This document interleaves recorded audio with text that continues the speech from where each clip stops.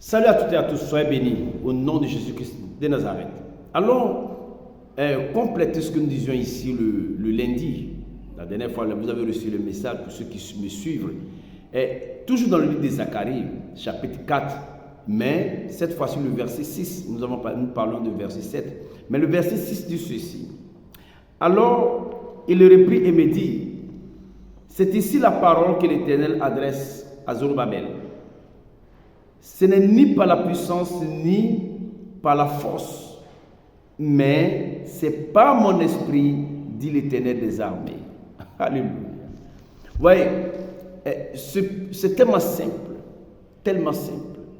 Ici d'ailleurs, la parole de Dieu nous montre combien il est nécessaire, non seulement d'avoir une communication avec l'Esprit de Dieu, et surtout d'avoir l'Esprit de Dieu en soi. Comprenez? Lorsqu'une personne est née de Dieu, vous voyez que le Seigneur Jésus l'a si bien dit à Nicodème, il lui demandait comment un homme peut naître de nouveau, d'eau et d'esprit. D'eau et d'esprit. Et cela a été déjà dit, que ce n'est ni par la puissance, ni par la force, mais par son esprit. Ce qui signifie que lorsque l'Esprit de Dieu habite une personne, cette personne passe à recevoir la vision de Dieu. Quand je dis vision, ce n'est pas de voyance. Je peux me permettre de dire la mentalité de Dieu. Parce que lorsqu'une personne a l'Esprit de Dieu, la vision de Dieu, elle voit les choses comme Dieu voit. Je vais donner un exemple pour que vous puissiez me comprendre. Vous voyez, notre père Abraham, il croyait en Dieu. Parce qu'il y a une très grande différence entre ceux qui croient en Dieu et ceux qui ont confiance en Dieu. Ceux qui croient, si vous sortez là où vous êtes maintenant dans la rue et que vous demandez ici, là où vous êtes, qui croit en Dieu ici? Tout le monde lèvera la main. Je crois en Dieu. Mais Dieu n'a pas besoin des personnes qui croient en lui. Dieu a besoin des personnes qui ont son esprit. Et quand tu as son esprit, naturellement, tu passes à avoir confiance en lui.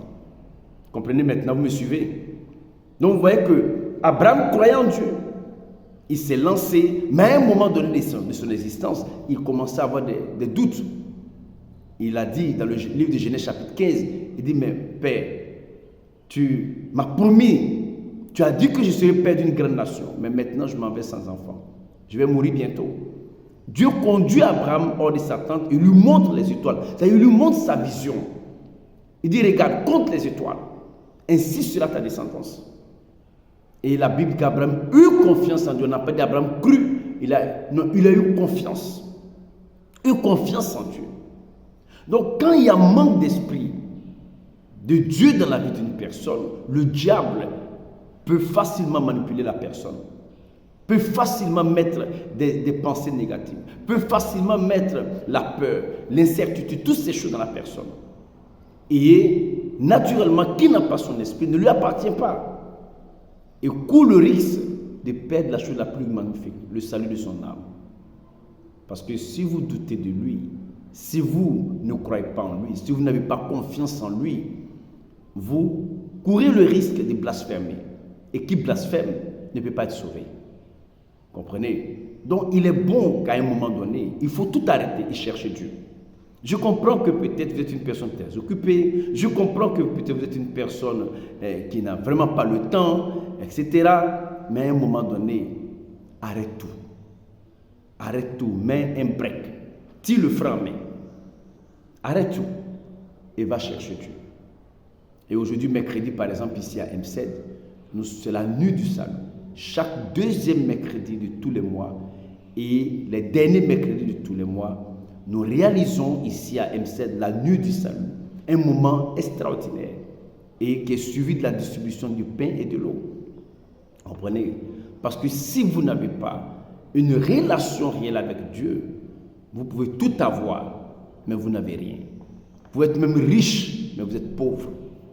Comprenez? Pourquoi? Parce que tôt ou tard, un jour, le médecin ou bien je ne sais pas qui viendra annoncer à votre famille que nous sommes désolés. Il est parti, elle est partie. Et après ça?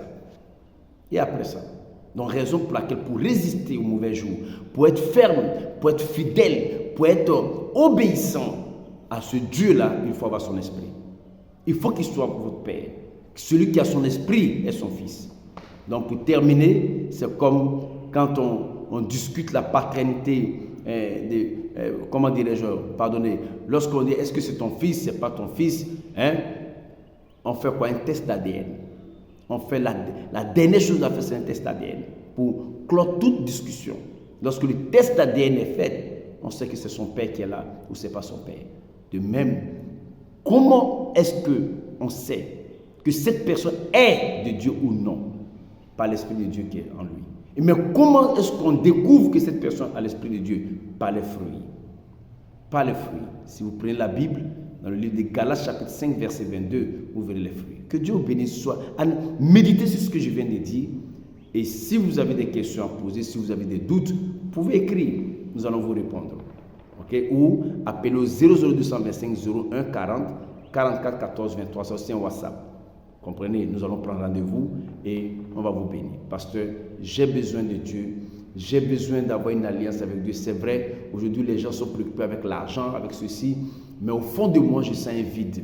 Je sens une nécessité d'avoir une alliance avec Dieu. Prenez le temps et surtout ne perdez pas ce temps. Que Dieu bénisse qui vous garde. Prenez soin de vous. Ciao.